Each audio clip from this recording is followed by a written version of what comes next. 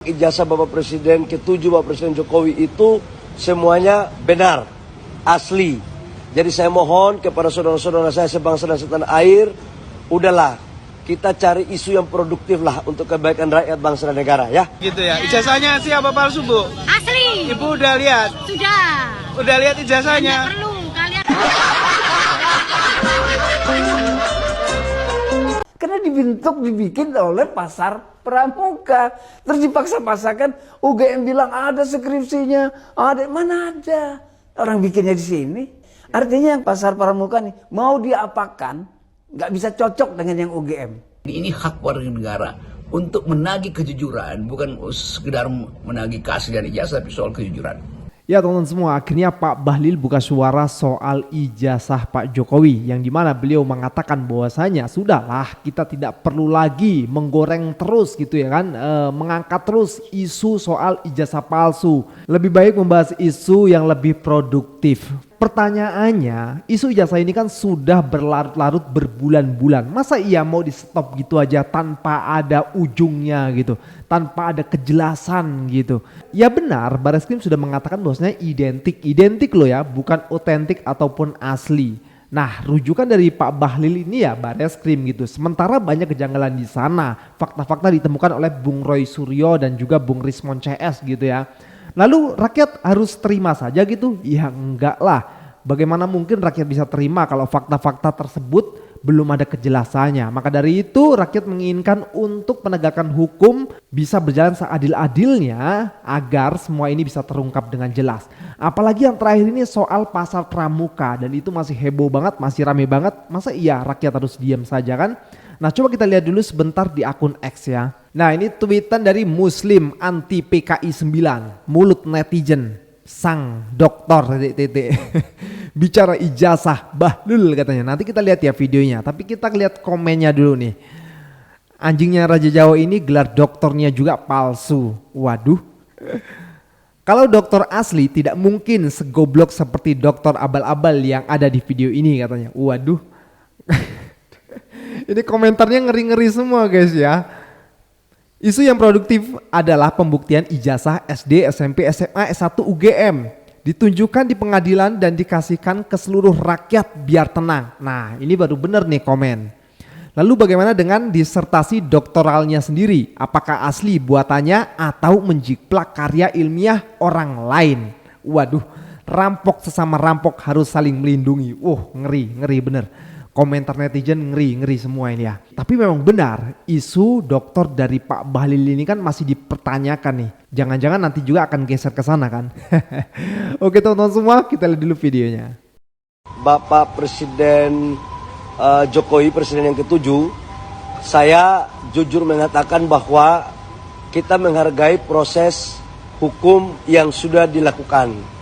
Awalnya kan selalu diduga, sekalipun saya sudah berkali-kali mengatakan bahwa apa yang disangkakan atau apa yang diduga itu saya nggak percaya. Tapi menurut saya ini sudah keterlaluan, udah kayak nggak ada isu aja. Ya silakanlah sekarang, sudah dibuktikan oleh proses hukum, oleh Bareskrim, sudah dicek bahwa memang ijazah Bapak Presiden ke-7 Bapak Presiden Jokowi itu semuanya benar, asli.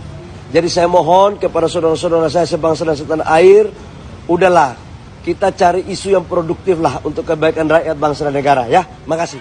Kata Pak Bahlil, semuanya benar, asli. Kan gak ada juga yang mengatakan semuanya benar dan asli. Bareskrim mengatakan identik gitu. Dan kita tidak tahu kan pembandingnya, 3 pembanding itu punya siapa. Nah itu yang pertama. Yang kedua, lebih baik kita mencari isu yang lebih produktif gitu. Lah isu ijazah asli ini kalau tidak ada ujungnya, ketetapan hukumnya yang jelas, ya pasti nanti akan terus berkembang dan terus liar gitu loh. Jadi makanya harusnya sebagai menteri Bapak mengatakan kepada penegak hukum untuk segera menegakkan hukum seadil-adilnya, seterang-terangnya, dan buka tuh gelar perkara khusus dari kedua belah pihak dihadirkan. Nah ini baru mantap gitu loh. Jangan malah nyuruh netizen ataupun rakyat pindah ke isu yang lain. Isu yang satu belum selesai malah pindah ke isu yang lain. Ya kocak namanya. Kita lanjut lagi guys. Kalau kau pikiran busuk pada orang, itu senjata makan kamu itu. Yang pertama menurut saya itu kamu harus cukup tidur. Kedua, cukup olahraga. Saya itu treadmill itu sampai hari ini 5 kali seminggu. 4-5 kali seminggu lah. 1 jam lebih. Antara 5 tergantung waktunya ya. Kalau hari kerja 4,5 kilometer. Kalau seperti tadi saya... Ayu Arianti, pendukung Pak Jokowi loh Mas. Oh gitu ya. Ijazahnya siapa palsu Bu? Asli. Ibu udah lihat? Sudah. Udah lihat ijazahnya? Nggak perlu kalian.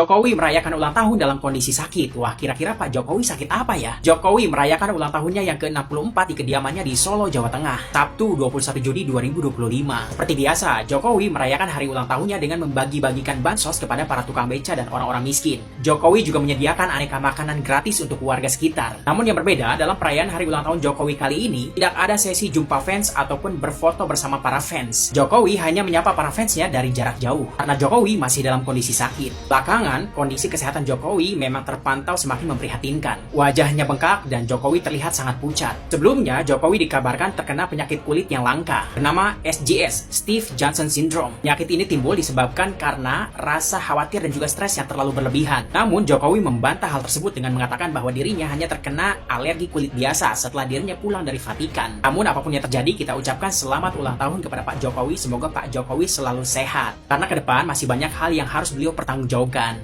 Juni, April, Mei, Juni gitu. Jadi ya sudah bisa dibilang sudah lebih dari 2 bulan gitu. Jadi ya kalau sampai sekarang masih belum sembuh, itu patut dipertanyakan karena kemungkinannya 2 gitu.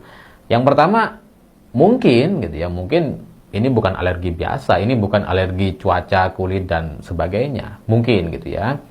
Ya kalau ini yang terjadi ya kita nggak tahu Pak Jokowi sakit apa. Atau kalaupun misalkan itu benar-benar hanya alergi kulit biasa, ya mungkin perawatannya atau pengobatannya itu tidak tepat.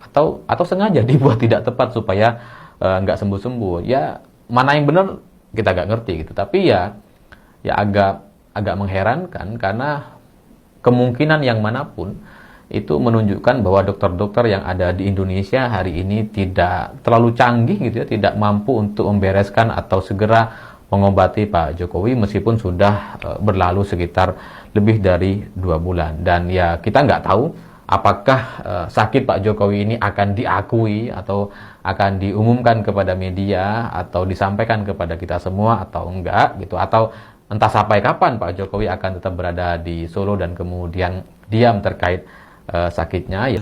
Tidak ada kejahatan yang sempurna. Hai, cakep itu barengnya.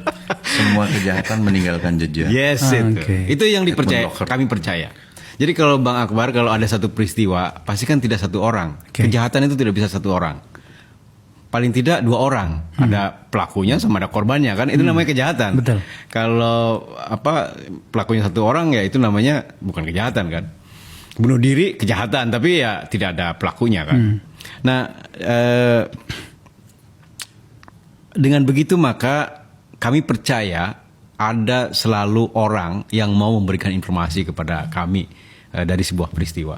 Nah, kalau kita bicara soal ijazah palsu ini kan sudah berkembang luas banget ya guys, sampai akhirnya ada yang mengatakan ya bahwasanya ijazah tersebut dibuat di pasar pramuka. Nah, ini kan tentu menjadi informasi yang sangat penting untuk kita semua yang terus mengawal kasus polemik ijazah palsu tersebut. Nah, apakah ini akan dibiarkan saja gitu loh? Bagaimana mungkin rakyat bisa berpindah ke isu lain sementara isu ini aja masih belum bisa dipecahkan gitu kan? Belum ada penetapan hukum pasti bahwasanya ijazah itu asli atau tidak gitu. Dan ketika nanti terbukti ijazah Pak Jokowi itu tidak asli alias dibuka di jalan pramuka, waduh luar biasa sekali ini. Bagaimana malunya UGM, belum lagi Barreskrim kemarin dan lain sebagainya. Pasti banyak orang-orang yang akan terseret dalam kasus tersebut gitu ya. Jadi alangkah baiknya untuk para penegak hukum juga untuk mempertimbangkan untuk membawa salah satu kader PDIP yang mengatakan bahwasanya ijazah tersebut dibuat di pasar pramuka menjadi saksi ya teman-teman semua ya. Nah ini kan makin seru nih dan pasti akan banyak yang terlibat ya, benar itu tadi, kejahatan itu tidak bisa dilakukan sendiri melainkan pasti akan ada pendukung-pendukungnya. Oke teman-teman semua, kita lanjut ke videonya. Semua anak Jakarta mengerti apa yang terjadi di pasar pramuka, mulai dari pesan skripsi, bahkan terang-terangan dipamerkan di situ. Dulu masih ada semacam papan-papan kecil tuh yang menulis tuh di pinggir trotoar itu, menerima pesanan skripsi, menerima cetak ijazah. Jadi semua hal yang kemudian dikaitkan dengan pasar pramuka itu menjadi unsur pembenar.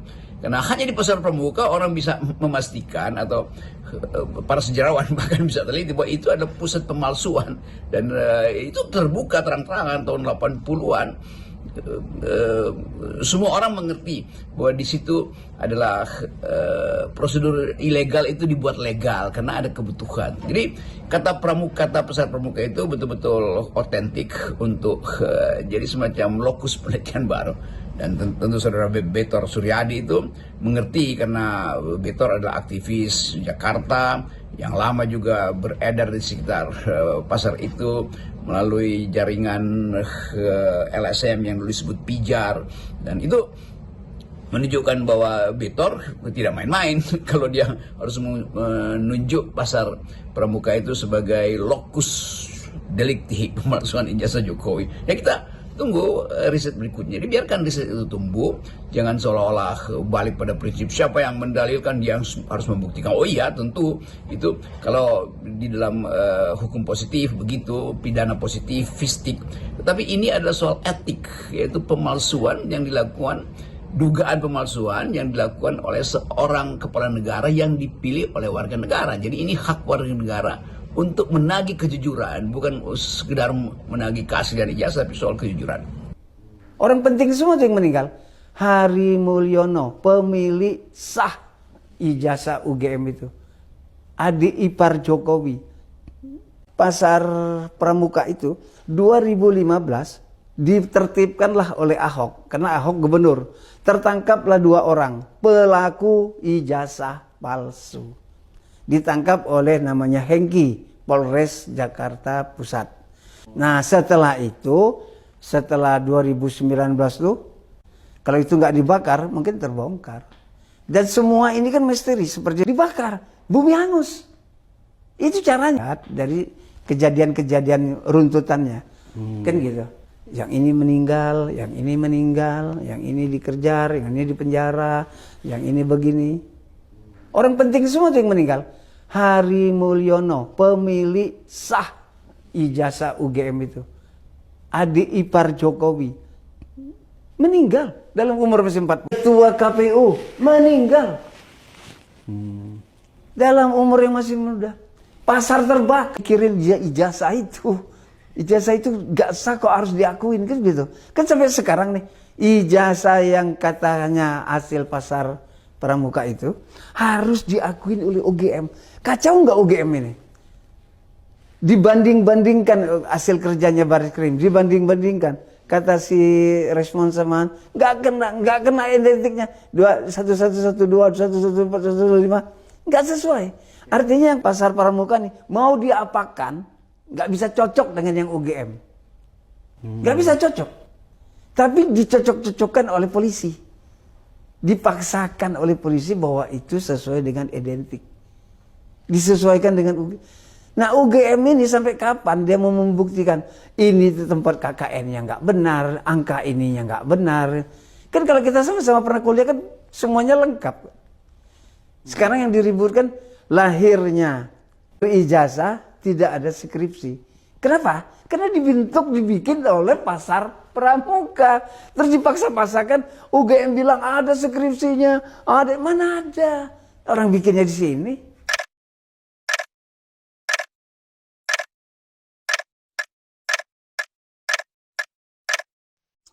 Jujur ya, gue tuh sebenarnya takut loh kalau perpustakaan dan gedung arsip di Universitas Gadjah Mada itu terbakar.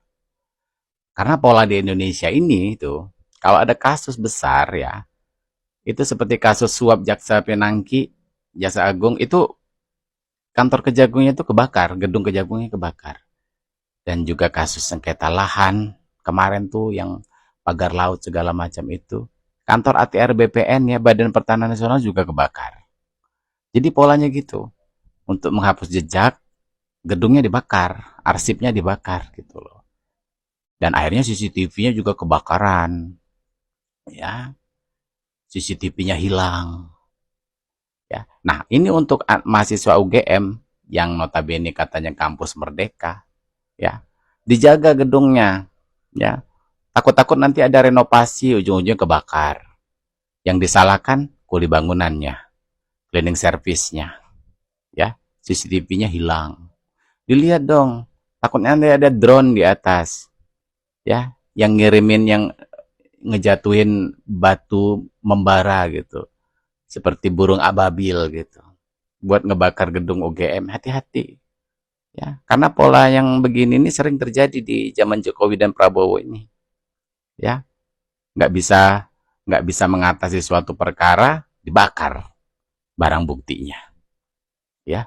Pokoknya dengan jalur kekerasan. Jadi memang banyak preman di negara ini gitu. Beda sama zamannya SBY, zamannya Mega, zamannya Gus Dur. Itu nggak ada bakar-membakar begitu. Selesaikan secara jantan. Korupsi ya korupsi. Suap ya suap. Pemalsuan ya pemalsuan. Ya, karena mencuat loh kasus ijazahnya Pak Jokowi ini, ngeri-ngeri sedap gitu loh. Tolong ya anak-anak BEM, UGM, sering-sering lah diliatin gitu loh, ya. Masa gedung yang dijaga sama security, polisi, segala macam seperti kantor Kejagung segala macam itu gampang banget kebakaran. Itu klub diskotik tuh. Orang di dalam ngerokok bebas, buang puntung kadang di lantai, ngerokok juga di toilet segala macam. Nggak ada yang kebakaran. Ini gedung dijaga, ada yang ngerokok dikit kebakaran. Ya. Aneh ya sih. Iya. Gue takutnya nanti kayak gitu, karena gedung arsip ini intelektual di sini adalah tempatnya yang intelektual, ya, kekayaan intelektual ada di sini.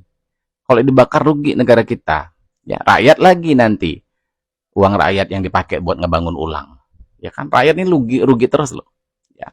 Tolong dong rektor UGM jujur lah, karena jangan bilang bahwa rektor itu nggak bisa disuap, ya, buktinya ada. Nih baru 2023 kemarin, rektor Unila diputus 10 tahun bui karena suap jalur mandiri. Tuh, rektor Unila, Universitas Negeri Lampung. Ya, jadi jangan bilang rektor itu bersih, jangan. Jangan sok-sok, oh udah rektor, terjamin kebersihan, kemuliaan hatinya. Ya nggak mungkin. Nih buktinya. Nerima suap. Gara-gara masuk penerimaan mahasiswa baru jalur mandiri, anak kedokteran kalau nggak salah, ya kan? Iya. Jadi jangan sok-sokan suci deh, gitu. Siapapun berpeluang untuk disuap di negara ini, siapapun berpeluang untuk korupsi pejabat di negara ini. Jadi jangan sok-sok, udahlah rektor terjamin integritasnya, omong kosong. Menteri aja banyak yang korupsi, disumpah di bawah Al-Quran, di bawah kitab sucinya. Ya kan? Iya.